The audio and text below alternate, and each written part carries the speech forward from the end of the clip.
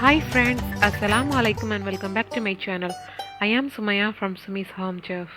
Friends, இன்னைக்கு நம்ம சேனலில் ஒரு ஃபயர்லெஸ் ஓரியோ டெசர்ட் ரெசிபி தான் பார்க்க போகிறோம். அதாவது நம்ம டக்குன்னு செஞ்சு முடிச்சுக்கலாம், பட் சூப்பராகவும் டேஸ்டியாகவும் இருக்கும்.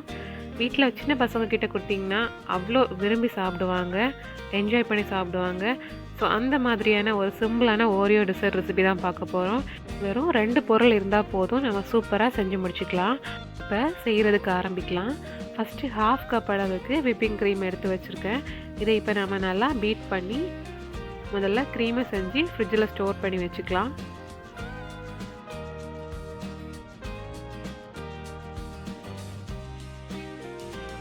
அவ்வளோதான், நம்மளோட ஓரியோ டெசர்ட்டுக்கான க்ரீம் தயாராகிடுச்சு.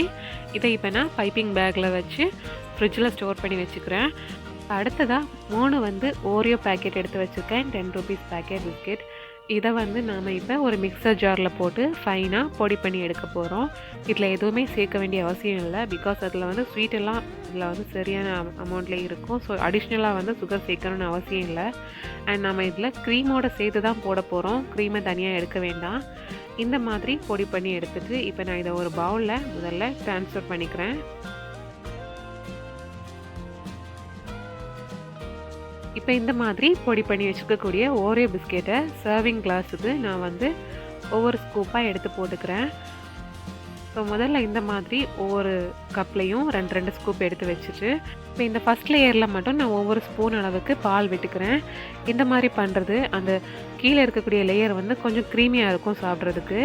அடுத்ததாக நம்ம பைப்பிங் பேக்கில் வச்சுருந்த க்ரீம் அதை இந்த மாதிரி எல்லா பக்கமும் ஈவனாக கவர் ஆகிறது மாதிரி பைப் பண்ணிவிட்டு அப்புறமா again Oreo biscuit powder 2 scoop மேலே விட்டுக்கலாம். இதில் பால் சேர்க்க வேண்டாம், இது கொஞ்சம் க்ரம்பிளாக தான் இருக்கும்.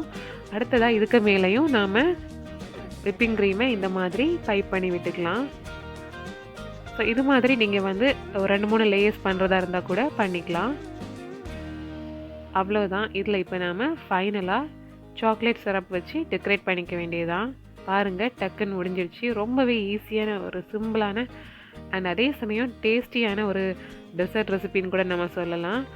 ஸோ ஃப்ரெண்ட்ஸ், நீங்களும் இந்த ஓரியோ மோஸ் டெசர்ட் ரெசிபியை உங்கள் வீட்டில் மறக்காமல் ட்ரை பண்ணி பாருங்கள். இதே ரெசிபியை நீங்கள் இப்போ லெஃப்ட் ஓவர் சாக்லேட் கேக் இருந்தால் கூட அந்த கேக்கை க்ரம்பிள் பண்ணி கூட ட்ரை பண்ணி பார்க்கலாம். அந்த மாதிரி செஞ்சு சாப்பிடும்போதும் ரொம்பவே அருமையாக இருக்கும். பாருங்கள் எவ்வளோ சூப்பராக அழகாக வந்திருக்குதுன்னு. இந்த பிஸ்கெட்டோட இந்த க்ரீமையும் சேர்த்து சாப்பிடும்போது அவ்வளோ டேஸ்ட்டாக இருக்கும். ஸோ ஃப்ரெண்ட்ஸ், நீங்களும் பார்த்துட்டு மறக்காமல் ட்ரை பண்ணி பாருங்கள். அண்ட் இந்த வீடியோ பிடிச்சிருந்தனா வீடியோக்கு மறக்காமல் லைக் போடுங்க, ஷேர் பண்ணுங்கள், கமெண்ட் பண்ணுங்கள். இன்னும் இன்ட்ரெஸ்டிங்கான ரெசிபிஸ் பார்க்குறதுக்கு என்னோடய சேனலை மறக்காமல் சப்ஸ்கிரைப் பண்ணிக்கோங்க. இந்த நாள் இனிய நாளாக அமையட்டும். தேங்க்ஸ் ஃபார் வாட்சிங்.